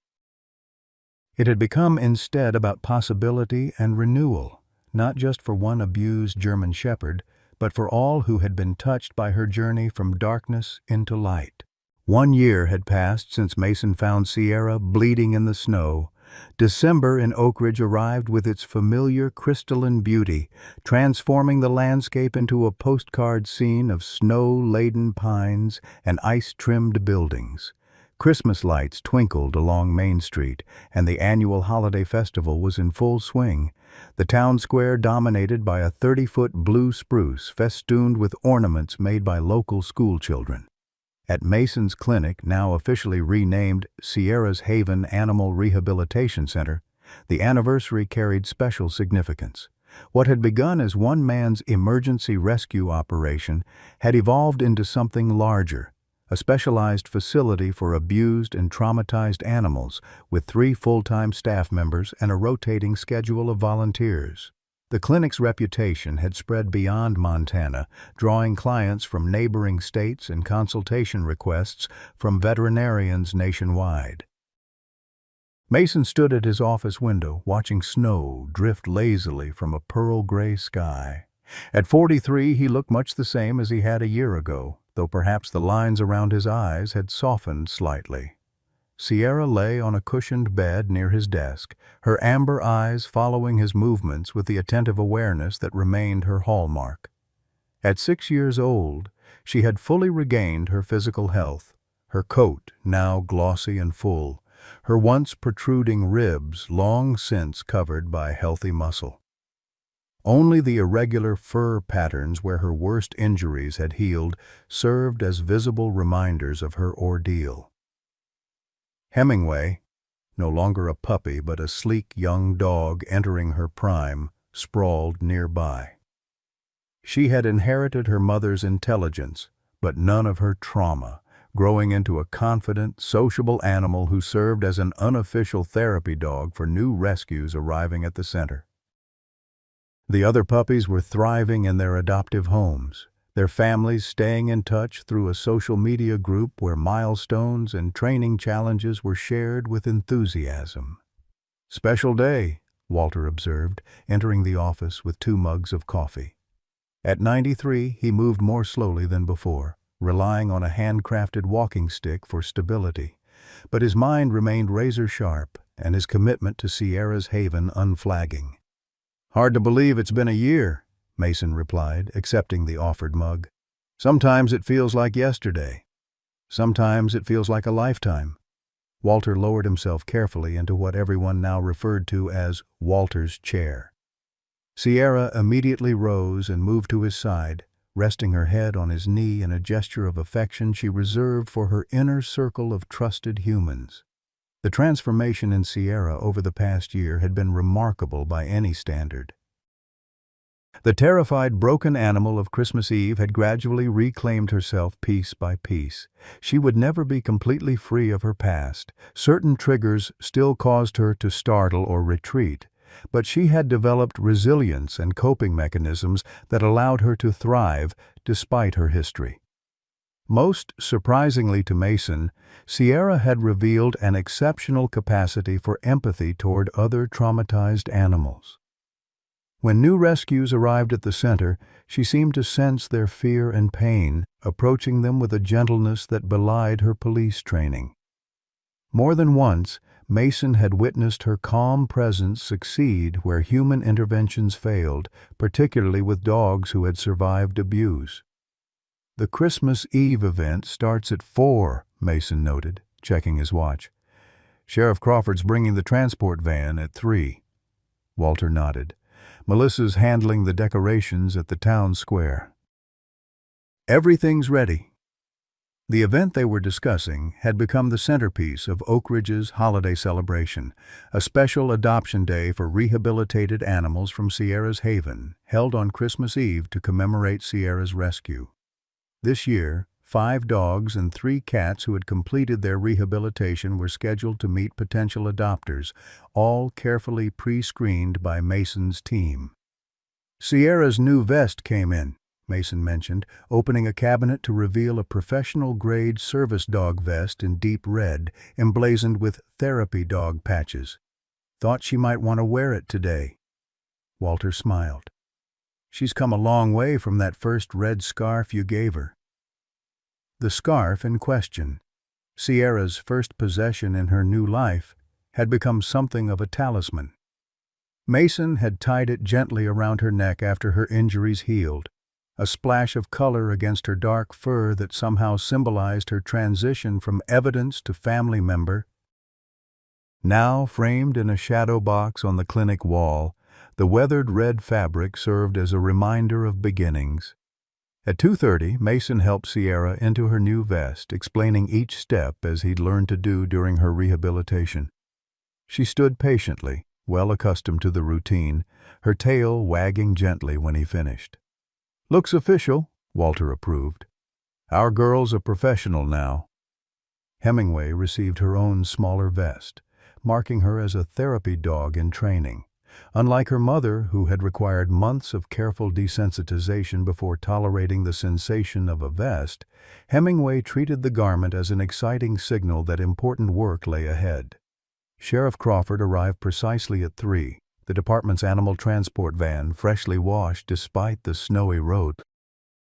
At 52, Crawford retained the no-nonsense efficiency that had characterized her response to Sierra's case, though her once strictly professional relationship with Mason had mellowed into genuine friendship.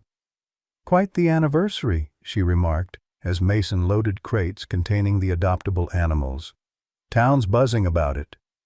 "Too much fuss if you ask me," Mason replied. "We're just finding homes for a few animals." Crawford raised an eyebrow. "False modesty doesn't suit you, Hunter. Sierra's case changed this community, changed the law, too." She wasn't exaggerating. In the past year, Montana had enacted Sierra's Law, strengthening penalties for animal abuse and mandating psychological evaluation for offenders. The case had also sparked a statewide review of canine training methods, resulting in new standards emphasizing positive reinforcement techniques and handler accountability. "Any word from the Petersons?" Mason asked, securing the last crate. Crawford nodded. "Emma's doing well in the prison's rehabilitation program, leading their dog training initiative, actually. Her therapist says she's made significant progress in understanding the abuse cycle." "And Doug?" "Completed alcohol treatment, teaching other inmates about animal care through the prison's shelter partnership program." Crawford hesitated. "He asks about Sierra sometimes, wants to know she's okay." Mason absorbed this information thoughtfully. The Petersons' story had not ended with their sentencing. Like Sierra, they were on their own journey of rehabilitation, more difficult in many ways, constrained by prison walls and the weight of public judgment. "Tell him she's thriving," Mason decided after a moment. "He deserves to know that much." Crawford studied him. "That's generous, considering everything." Mason glanced at Sierra, who sat attentively beside the van, awaiting instruction. "She taught me something about moving forward without forgetting." about the difference between justice and vengeance. The town square was transformed when they arrived, white lights twined through bare branches, holiday music floating from speakers, the scent of cinnamon and pine hanging in the crisp air. A special area had been cordoned off for the adoption event, complete with comfortable meeting spaces for potential adopters to interact with the animals. Melissa, Walter's granddaughter, who had become the center's administrative director, greeted them with characteristic efficiency. At 39, she shared her grandfather's compassionate practicality while adding organizational skills that had proven invaluable as Sierra's haven expanded. "Everything's ready?" she reported.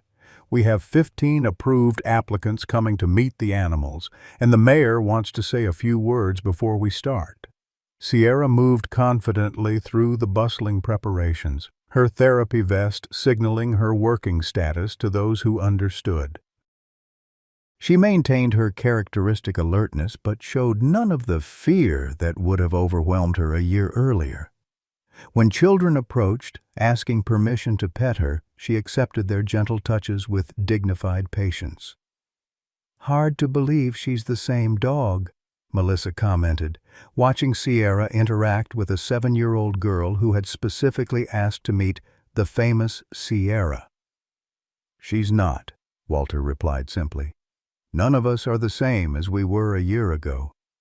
The adoption event opened at 4 o'clock, with Oak Ridge's mayor offering a brief speech about community, compassion, and second chances. The approved applicants then began meeting the available animals, guided by Mason and his staff through thoughtful introductions and compatibility assessments. Sierra performed her unofficial role with natural grace, somehow sensing which potential adopters were nervous and offering her calming presence, or which animals were feeling overwhelmed and positioning herself protectively nearby. Hemingway, taking cues from her mother, mirrored these behaviors with youthful enthusiasm. By 6 o'clock, all 8 animals had found homes, matched with families who understood their specific needs and histories. As the last adopters departed with their new family members, Mason felt the familiar mixture of satisfaction and melancholy that accompanied successful adoptions. Joy at the new beginnings, a touch of sadness at the goodbyes. "Successful event," Crawford noted, helping load empty crates back into the van. "Your team does good work." "We learned from the best," Mason replied, nodding toward Sierra, who was making a final round of the now quiet adoption area, checking each station as if conducting her own inspection. As darkness settled over Oak Ridge, the Christmas lights took on a magical quality, reflecting off fresh snow and transforming ordinary streets into pathways of gold and silver. Mason, Walter, and Sierra walked together through the town square, accepting congratulations and holiday wishes from townspeople who had followed Sierra's journey from the beginning. Near the center of the square stood a new addition to Oak Ridge's holiday decorations, a beautiful metal sculpture of a German shepherd positioned beside the Christmas tree. The plaque at its base read simply, "For Sierra, who taught us that the deepest wounds can heal, and for all who find the courage to begin again." Mason hadn't known about the sculpture. It had been commissioned by the town council and installed the previous night as a surprise. He stood before it now, momentarily speechless, while Sierra sniffed curiously at the metal representation of herself. "Quite the legacy," Walter observed quietly. Before Mason could respond, a familiar figure approached through the holiday crowd. Rachel Turner, the veterinary behaviorist who had consulted on Sierra's rehabilitation throughout the year. In her 50s, with silver-streaked dark hair and the calm demeanor of someone accustomed to working with traumatized animals, Rachel had become an important ally in Sierra's recovery and, more recently, a significant presence in Mason's life. "They captured her strength," Rachel commented, studying the sculpture. "Not just her appearance, her essence." Mason nodded, suddenly aware of the journey that had brought them all to this moment. Not just Sierra's path from victim to healer, but his own evolution from solitary rescuer to community cornerstone. As they stood together in the gentle snowfall, Sierra pressed against Mason's leg in a gesture of connection that needed no words. Walter, Rachel, Hemingway, and Melissa completed the circle, a family formed not by blood but by shared purpose and the profound bond that comes from witnessing each other's healing.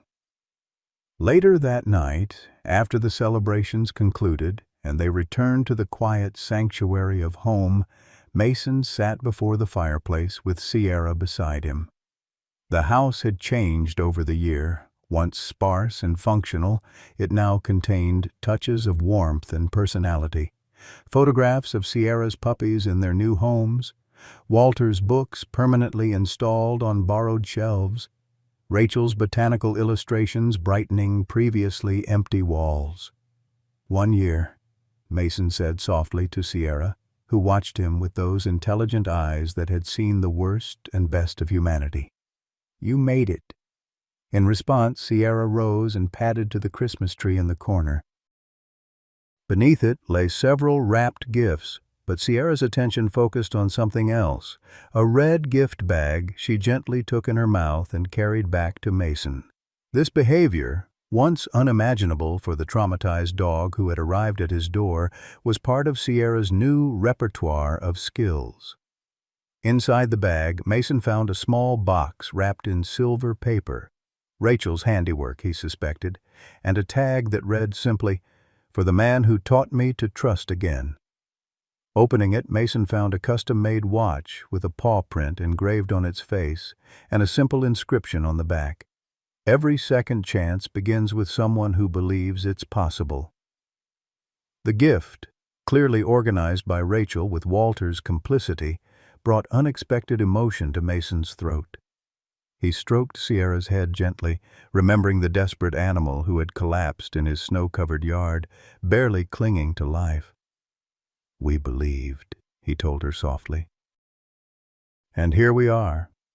Outside, snow continued falling gently, covering Oak Ridge in a fresh blanket of white. Nature's own way of offering new beginnings. Inside, Sierra settled contentedly beside the man who had become her partner in healing, her breathing deep and even, untroubled by the ghosts of Christmas past. The red glow of the fire illuminated them both as Christmas Eve once again gave way to Christmas morning. Unlike the previous year, no emergencies disrupted the peaceful night, no desperate animals fought for survival in the snow. Yet in homes throughout Oak Ridge and beyond, Sierra's legacy lived on. In the animals she had helped rehabilitate, in the law that bore her name, in the changed hearts and minds of a community that had witnessed what was possible when compassion overcame cruelty. Walter had been right, Mason reflected, as Sierra dozed beside him. None of them were the same as they had been a year ago. The broken, traumatized dog and the solitary veterinarian had transformed each other through the simple, profound act of mutual trust. Sierra had found not just safety, but purpose in her new life, using her own hard-won resilience to help others heal. And Mason had discovered that in saving her, he had also saved something essential in himself. The capacity to remain open to connection, despite knowing how easily it could be broken. As the first light of Christmas morning touched the snow-covered landscape, Mason made a silent promise to Sierra and to himself, to honor their journey by continuing the work they had begun together, creating space for healing where it seemed impossible, believing in second chances when others had given up, and recognizing that even the deepest wounds could become the foundation for a life of meaning and purpose. Sierra, as if sensing his thoughts, opened her eyes and met his gaze with the quiet understanding that had become the hallmark of their bond. No words were needed between them, just the peaceful recognition of how far they had traveled together, and the shared certainty that whatever paths lay ahead, they would walk them side by side, their past informing but never defining the future they continued to build, one day of trust at a time. Sierra's journey from a beaten, pregnant German shepherd abandoned in the Montana snow to becoming the heart of a healing community reminds us that it's never too late for a second chapter. Like many of us in our golden years, Sierra carried scars both visible and hidden, yet found purpose not despite her trauma but because of it. Her story echoes the wisdom we've earned through our own winters, that our deepest wounds often become our greatest gifts to others when we have the courage to move forward without forgetting. Mason, Walter, and Sierra created family not through blood but through shared purpose, showing us that meaningful connections can blossom at any age. As Sierra learned to trust again, she teaches us that our past need not define our future, that each sunrise offers another chance to rewrite our story. Has an animal's unconditional love helped heal something broken in your life? Or perhaps you've found unexpected purpose after retirement or loss. Share your story of second chances in the comments below. Your journey might be the lantern someone else needs to find their way through the snow.